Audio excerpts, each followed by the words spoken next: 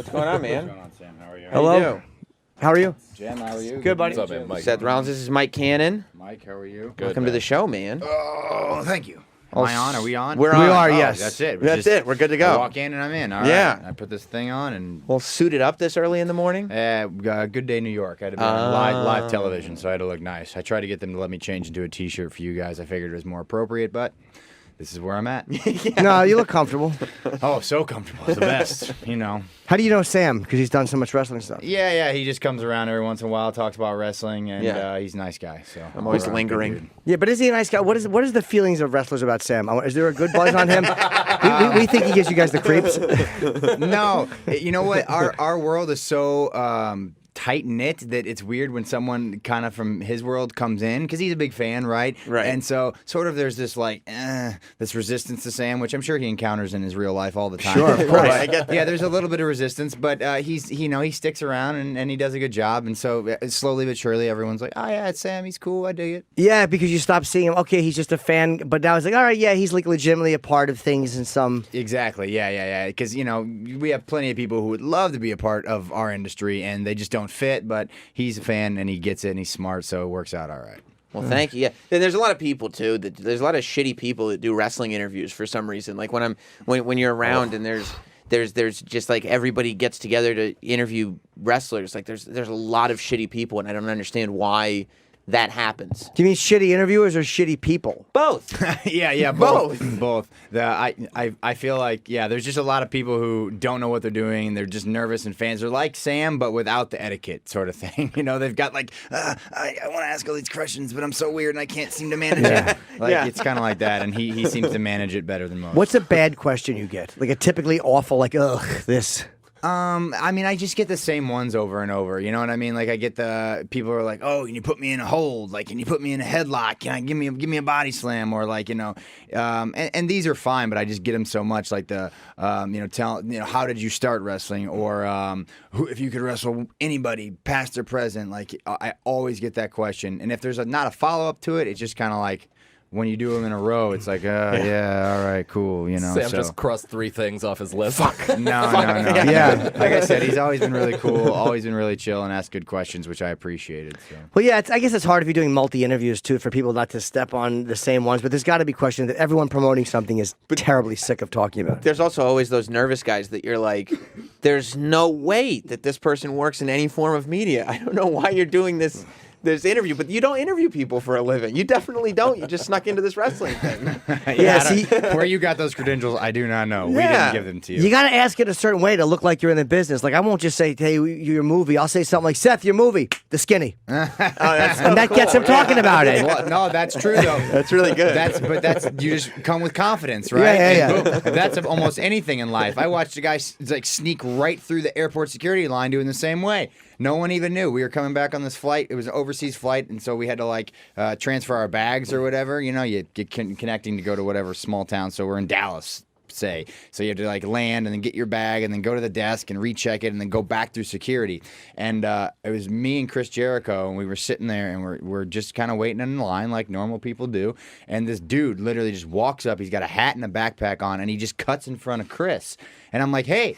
That's Chris Jericho. I'm like, first of all, just as a human, get to the back of the line, like your etiquette. And that's Chris. Just get back there. And this guy literally said no words to either of us. He turned around. He walked all the way to the other side of the line. He opened one of the things, like the separators, the ropes? separator. He just opened it up, went inside, closed it, went right to where you put your bags in. Took his backpack off, slid it in. Didn't even walk through the hands overhead security thing. Walked right through the X-ray one. Grabbed his bag. No one said a word. I bet he was an employee. He was 100% not an employee. Oh, he was not. Wow, 100% not an employee. Because Chris and I just watched the whole thing, and we were like, all right. Cool. Like, I'm not even mad at that guy. Right, he did it. Just cut the whole line, but he did it with style. So he's good in my book. You know who's good at that, Jim? Your manager, Jonathan, is very good at that. We had a similar situation. Last time we were in Montreal, we were all, Troy, you were there, you remember, we were waiting through customs, and it was a really long line, and it was really early in the morning, and everybody was just miserable. And there was this other line that was one straight shot. And Jonathan, I swear to you, did not have anything that we didn't have. He had a passport, he had his ticket, but he did not have any credentials or marking on his ticket or anything. There wasn't even a guard at the other line. And Jonathan just goes, well, what's that line? And we're like, well, I don't know. Nobody's on it, though, so obviously it's closed. Jonathan goes, no, come on. We didn't follow him because we were like, this guy's crazy. No, we're going to get arrested. Don't do this. Yeah, and the next thing we know, we look over, and Jonathan is just walking around the line. Yeah. He goes right through customs. The best part of that whole thing is he yells, April Fools! Yeah, he's got problems. My manager's got problems. But yeah, sometimes if you just apologize enough, like John's an apologizer, like he'll go to the front line, and go, I'm sorry, and he just looks like a confused person, and like there's something wrong with this guy, so let him. Yeah, whatever.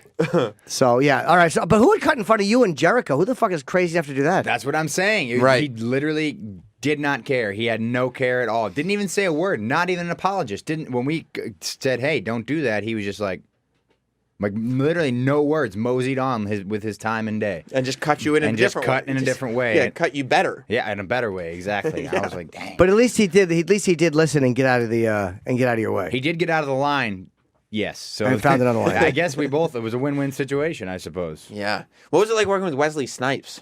Cool. Yeah? Yeah. It was pretty cool. When they told me he was going to be in the movie, I was like, whoa, hey, what? Like, Yeah. Like that Wesley Snipes? Like, yeah, there's only one. What's it about?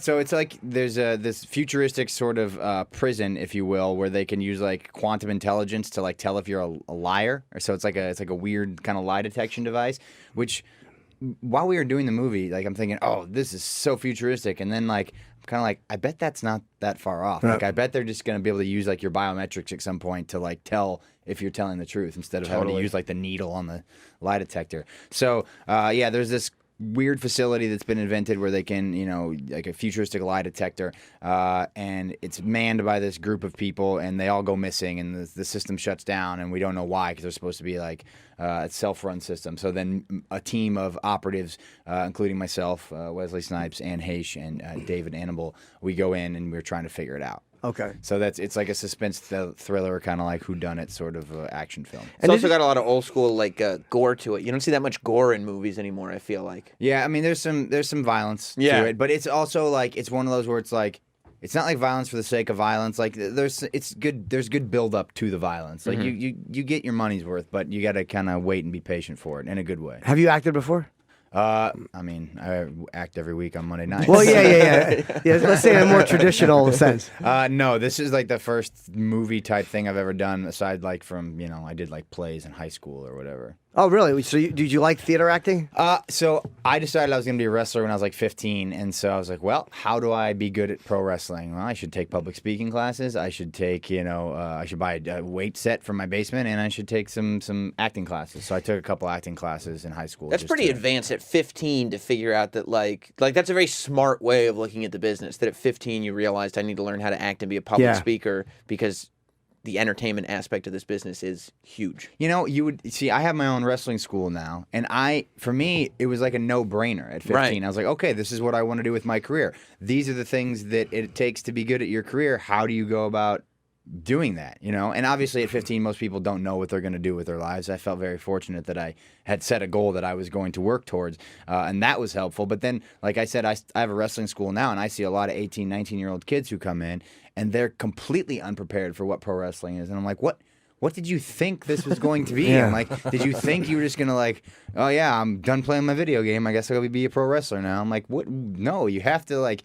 did you not watch The Rock when you were a kid? I thought there'd be more fireworks. Yeah, like, seriously, like, you see The Rock, what does The Rock do? Oh, okay, I'll just do what The Rock does. At the very least, like, just let me be him. No, I'm going to be different. I'm just going to have really good matches, and it's just going to...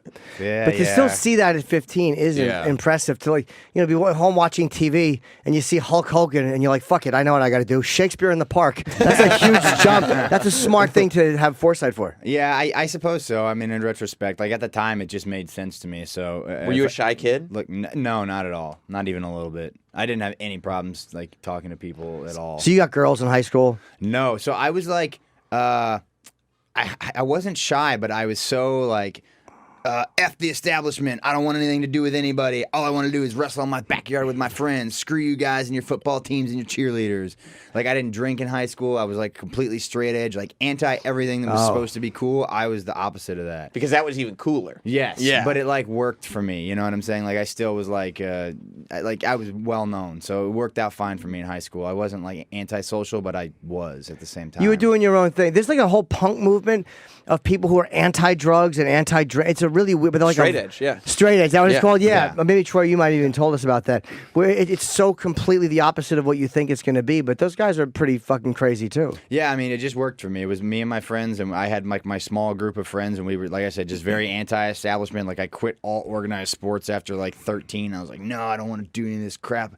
Just want me and my dudes to wrestle in the backyard, and we're cooler than you. Like, it was like an elitist attitude, but it like helped for us as far as like making us confident as human beings in a weird sort of way. Did you ever get hurt backyard wrestling? Because that's the craziest shit. You watch backyard wrestling. Dude, surprisingly, I very seldom got injured backyard wrestling, and we did some really dumb stuff when I was a kid. You know, nothing like too crazy with like barbed wire and light tubes, anything crazy like that. But we Do certainly guys do that? Oh Oh, yeah, dude. Oh yeah. I think we're probably at the same age, and like when we were growing up, like backyard wrestling was such a culture. There was a video series that like kids could send in their backyard tapes to, and then they would sell them at like Sam Yeah. Goody and Sam everything. Goody, It was baby. best of backyard wrestling, but Yep. it was just kids that were like jumping off the roof through light tubes and hitting each other with legit 2x4s. I and wish they barbed did that wire with the and- submissions for Jackass. Do you know how they always said that at the beginning of the episode? yeah, Just yeah. don't submit. Please Don't do do not it. submit. Yeah. The shit they must have seen. Yeah. Oh, that would have been a fantastic I know. cut. There's probably hours of footage that Yeah. just like they only got to see and laugh at. But yeah, I mean, we bought some, you know, like we go to the local hardware store and buy like, you know, particle board and we'd steal chairs from like places and stuff like that where we could and like hijack, you know, our neighbors' ladders and stuff. And we had trampolines, so like there was an element of danger to it for sure. But like honestly, we were really lucky to not have any serious injuries as far as, and we would do a show once a month here or there for our friends. Would they come? Yeah, most of the time, we had our own thing, man, our own little federation, and we put on shows, and we'd like you know cut up little paper flyers and hand them out at school, and be like, oh, come to our show, and we had a little donation box, and we make a couple of bucks and go eat some food afterwards, and it was a good time. Those sorry, those No, go guys, ahead. but those guys didn't become professional wrestlers. You did. So like, what happened to them? They all just wanted to live real lives. It was funny because when I was that age, when we were doing it, like that was the goal. Like we, you know, there's like 4 of us, and we were all like, yes, we're all gonna be WWE superstars. This is what we're gonna do. We're gonna train after we get out of high school and be wrestlers. And then like, you know, life happens. Just gets in the way, and you meet a girl, and you have a kid, and you need a job, and you got to pay rent. And not everybody had the support system that I had, and or the idiocy to just keep going when you didn't have any money in the bank. At what point did you start training and get that level of discipline? Because there was also a stigma against backyard wrestlers at that time, and I think kind of still is. Like people who say like, oh, you know, I come from backyard wrestling. Like they're like, well, that doesn't count. Yeah, so I, as a backyard wrestler, I was very proud of what I did. Like, I thought it was cool. Like, for example, when I was a fan, when I was 16 maybe, I went to a local Gold's Gym where I knew the boys were working out. And this is an interesting story because now I don't condone this in any way. It's one of the most annoying things in the world when I have fans coming up to me when I'm working out. But I brought in like a whole bag of pictures. Not that I wanted them to sign, like, you know, Chris Jericho and Test and, you know. That's who was working out? All these guys, you know, Arn Anderson was there. Like, I didn't want them to sign their pictures. They were literally pictures of me backyard wrestling. And I wanted them to see that I was awesome. And I told them, you know, oh, one day I'll be up there working with you and this and that. So yeah, I used to do that, but at the same time, How did they react? It must have been frightening. To be you reaching fair, into a duffel bag. The only one that Let me show you this. The only one that was like a jerk, so to speak, and in retrospect now I 100% am like on his side, was Billy Gunn, and like he saw me wandering into the locker room as he was coming out of the locker room, and he was just like, "Oh Jesus Christ, not now, kid," and that was it. And he like ran by me, and I was like, "Oh, Billy Gunn, why are you a jerk?" But now you're traveling with Jericho. Yeah, Isn't I that know. weird? It is a very strange thing. Yeah, now I get to wrestle and hang out with Chris Jericho all the time. So, you know, Edge and Christian were there. Like, it was a cool experience. But the point was, like, I, as a backyard wrestler, I wasn't one of those guys that was like, nah, I know everything. I'm just going to do things my way. It was like me playing backyard football. You know what I'm saying? When you're a kid, you're like, oh, I still want to go through the system. So I still wanted to get trained after I turned 18. I knew once I was done with high school, I'm like, I got to go get like actually trained so that I can integrate myself into the system. So I wasn't one of those guys that was like, hey, no, I taught myself how to be a pro wrestler. Because that would have it wouldn't have helped me. Yeah. You believe this? Self-taught. Yeah, self-taught, dude. Yeah, those guys it doesn't work out well. So, yeah, I always wanted to get trained. So, 18, as soon as I was done with high school, I'm like, yep, let's figure out how to do this. And your movie is called Armed Response with Wesley Snipes. Armed Response, it's also starring Wesley Snipes. It's in select theaters and on video on demand August the 4th. And video on demand is great because so many people, like, I hate going to movie theaters. Oh, really? Yeah, man. I just don't like the process of leaving. And I know I always eat fattening food because I'm a slob. So, like, I would rather just kind of sit home. And so video on demand is actually a pretty good way to see things if you don't like a theater or if it's not playing in your city. Yeah, the on-demand aspect is pretty cool, I think, nowadays. I love going to the theater, though. You do? I treat it as an experience. Like, you know what I mean? Yeah, Like, I love I it. pee a lot, dude. It's embarrassing. I saw fucking Wolverine. I took 17 pees. 17 pees. What a child, I just said I that. made 17 peepees. Hold on, look at a picture of me in my duffel bag. I know, I'm doing what you did. I made 17 peas. Ugh, I'm fucking 49 years old. I should be killed. How do you get through a whole wrestling match without having to make pee-pee? That's actually a good question. I would love to know. Did you see the video of the fighter? She just Shit all shot over herself. Yeah. yeah. Oh my The UFC God. fighter? oh, bless. No. Yeah, one of the women. Yeah, actually. Kitch. I think it was Justine Kitch. Yeah, she just. Did you catch a shot to the gut or something? It was during a choke. She was. Yeah. She was being choked. And wow, yeah, that'll. But you just see the rollover, and then like you see liquid and Rotted stains on the mat, guacamole. and you're like, Yeah, that. yeah, Felice Herrig was choking her the whole, and she just at one point, I guess she's struggling to get out, and it can happen. Yeah. I mean, if you're just pushing, you know what I'm saying.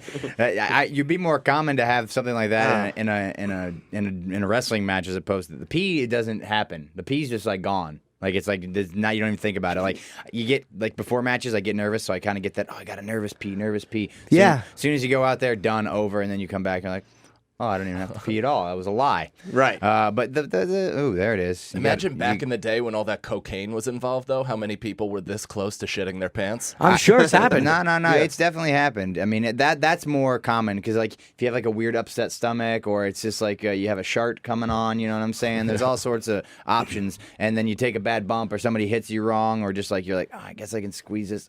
Oh no! Crap, you gamble and lose. Yeah. Didn't Big Show have a story when we interviewed Big Show Yeah. at WrestleMania? He was talking about shitting himself in a match against Brock Lesnar. Yeah. That can happen. Yeah, I've been. Punk had one on a SmackDown. I feel like against Dean Ambrose. I remember being out there for it, and me and Roman were ringside, and we're like, "Wait, did he just?" Yes, I think he did. And we got to the back, and he's Punk did? Yeah, Punk did. Yeah, in the match. Yep, sure enough. That makes me like him even more. Yeah, was he proud of himself? I mean, I don't think he was ashamed. You know, it's just one of those things that happens. He's like, It's like when Henry Hill gets laughed it arrested for off. the first time. They're like, you did it. You popped your cherry. Yeah, you got pinched. Don't be ashamed. It's a part of it. It's part of the gig, man. Are you worried all about CrossFit? Because you're like a huge proponent of CrossFit. Love it. But everybody who doesn't do CrossFit says it's bad for your body. And I feel like every time you get injured, somebody's like, yeah, I try to tell him it's CrossFit. I try to tell him it's that dang Who says that's bad CrossFit. for your body? I've never heard that. A lot of no. there's a huge movement of anti-CrossFitters. Yeah, no, I think people just get and this part of it's CrossFit's own fault is the way they push their sport or their fitness as being like very elitist and just like, oh, our fitness is better than your fitness. But the idea of it is just like intensity over volume, and it's not like a race to just see who can do the workout the fastest. I think that's what people have the idea of that's what it is. But it's really about being super good at everything and not just being like, oh, I'm going to be a bodybuilder, where if you're a bodybuilder, chances are you're not flexible, you're not mobile, you can't like, your joints aren't, pliable because you're just tight the whole time. So like, it's about being strong and agile and, quick and having good, like they have a whole regiment of skills that supposedly the fitness, works for. But yeah, for me, it's just about having fun when I work out. Like I just hate not having fun. Working out becomes boring and monotonous if you do the same thing, the same routine all the time. And it just appeared to me to be a better way to be healthy. And so here I am. And I mean, I'm 31 years old. I've been wrestling for the better part of my life now, if you include the backyard stuff. And so I'm just bound to get hurt at some point. Like, it's going to happen, you know? And both my knee injuries, to be fair, were freak accidents. So How long does it take you to work out? How long is a CrossFit session? for me, it takes about 2 hours. Oh, Yeah, but Jesus. fucking 2 hours of CrossFit? Forget it. No, How long are your workouts, Jim? I do an hour because I have trainers. But it's an hour like when I'm tired. I tell them I'm tired. I do a little cardio. You know, He does a real workout. And you know what? You Yeah, probably can't yeah. tell the difference in your bodies. You know what I mean? You're Yeah, he's probably in taller very- and he's got facial hair. But Right. that's it. That's Right, it. But that's- you know what? Most CrossFit classes are 1 hour. That's it from start to finish. Like, if you take a class, like, I have my own coach who like sends me my workouts, you know, on the road every week. So like for me, I want a little bit more. So I say, hey, make sure I give this, and this to get done. And so it takes me about 2 hours, but an hour and a half, 2 hours. But normal like classes you would go to, 45 minutes to. Do you work out every day? No, 4 to 5 days a week usually. And what do you wake up and do it? No, I hate working out in the morning. Oh yeah, I can't. I'm an afternoon guy. Like, I need to be in the middle of the day, sort of thing. Like, when I'm home, that's my preferred time. Sometime like 4 o'clock in the afternoon, I'm like, yeah, it feels good now. I'm awake. So if you got a match that night, you'll work out at 4 and then go. No. So like most days, if we have like tonight, we have a show at the Garden, right? So we got to be there at like, I don't know, 5:30, 6 o'clock. But I get done with the media at about noon, so I have like that window. So I'll probably just get it done right when because I've been up for 4 hours anyway. So I'll get it done. And then have the day to eat some food and get a coffee or something and then go to the building. I don't like to do it like right into it unless we have our TV days on Monday where we have to be there extra early. So tonight's not televised. No, non-televised, just a sweet live event at the Garden, which is always a good time. Sometimes better than the televised stuff, to be honest with They you. must film it though. There's always cameras there. Yeah, just for them in case something happens. Yeah. Now, when you do that, is it sold out? Are there a lot of people there? The Garden usually sells out. I know we got some seats left tonight, so if you're interested, stop on by and grab some tickets. But it's usually a packed house there. We're middle of the summer right now, so it's not a whole lot huge going on. So this is kind of like a random one. But when we do the ones around the holidays or whatever, we're sold out for weeks. So what else do you do when you're in New York? Like you have to go and do this tonight. So what else will you do while you're in the city besides press? I'll do the press this morning, and then, like I said, I'm going to go catch a workout after that, and then I'll probably just find some good coffee and food, and that's it. I mean, that's my favorite thing to do is eat and drink coffee. I wish I was more interesting, but yeah, no, that's it. That's also the thing, too, like about the shows is there's always another show. So there's no, like, big hangout for these guys after the shows because everybody's piling into cars as quick as possible so they can get to the next Go to town the next city, right? away. Yeah. We'll see. I mean, tonight's different. We got a flight in the morning to go to Texas because we spend the rest of the weekend down there. We got our big pay-per-view on Sunday, Great Balls of Fire. It's really called that, I swear to you. And and then, but yeah, so I have a night in New York tonight. So but again, I might just go out and hang out with some friends and eat some food, like just normal human things. And like I'm not like, oh, let's go to the club and get crazy. I'm just like, oh, let's go eat some food and have a drink. What shakes up your confidence more, when you get injured or when somebody gets injured By you or in your match with the second one? Yeah. I don't like to hurt anybody. That's a tough one. I've had a couple situations where I've, stuff has happened accidentally, and I smashed John Cena's nose, for example, a couple years ago, and that was like one of the first times I really ever hurt anybody. And so you hated that? I hate it, yeah. Because it turned out to be great for the story. No, it was great, and obviously, John didn't care, and he knows how things happen and stuff like that. But like for me, I don't like to do that to anybody. That's not what we're trying to accomplish in our industry, and so that kind of shakes me a little bit more than. Or the Sting thing, like even though there was nothing I could do about that at all, like there was nothing I could have done, like that bothers me more than when I hurt my knee or whatever. That was whatever. That's just my body. It'll heal. It's fine. No big deal. Yeah. And when you hurt someone like Sting specifically, like do you go and like start apologizing right away? Do you go and like avoid everyone and just try to get your head together? Like no. I mean that's the first. I mean I feel like I'm a person that I just, first thing I do, my natural instinct would be to apologize if I screwed something up or I felt like I screwed something up or if I hurt this guy. So 100% I went, go to him and, oh, dude, I'm so sorry if there's anything I can do. Like, do you want me to go to the hospital with you? Is there anything like I can make sure that this is the easiest experience for you? Because I know what it's like to be on the other end of it and it's not fun. So, but like I said, we're all professionals. We all get it. So it's not like there's any animosity. Right. It's just, it is what it is. But yeah, I mean, my first instinct was to go to him and to apologize profusely and see if I could be of service in any way.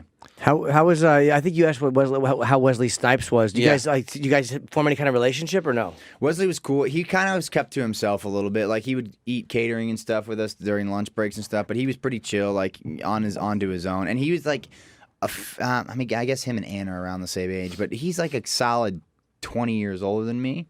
So, like, it was a little different, but we did have, like, because he's a legit martial artist, so, like, we kind of talked about that, and he had done Blade 3 with Triple H, who was, like, 10 years ago or whatever that was. So he had, like, a little bit of a relationship with him, but it wasn't, like, we didn't, like, buddy up. Like, I don't know. I don't remember if I got his number or not, but, like, he was a cool dude. I got nothing bad to say about him. He was awesome and helpful, too. Like, my first movie, acting for WWE is a little bit different than doing it for a movie. So he was very cool about like giving me little tips here and there. And financial advice? I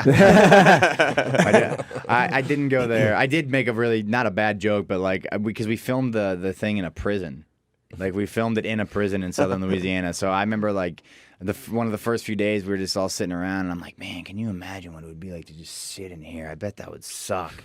And I'm like, looking over, and there he is. I'm like, oh, no. Oh, you were just saying it casually? Yeah, like, I wasn't trying to be a dick or anything. I just, like, he was there and happened to be in the vicinity while I was, like, observing the surroundings, and I was like, oh, shoot. Did he comment? No. I don't even know if he heard it. But he was close enough that he probably heard it. You were embarrassed by it, though. I was slightly embarrassed. Yeah. That's a fair thing to say when you're in jail, though. It must suck to come here. I mean, you were right. I was correct, but I felt a little like, oh, I should have been more sensitive to Wesley Snipes. Yeah, this is not a hypothetical for everybody in the room. Yeah, not everybody. Yeah, some of us have spent time here. When you're doing the movie, is it like, do you get how that would attract some people? Because you've wanted to be a wrestler all your life, but now you're in this movie. Did any part of you go like, maybe this is what I should be doing? The only part about it that I liked more than my current job is that I didn't get beat up every single day. Right.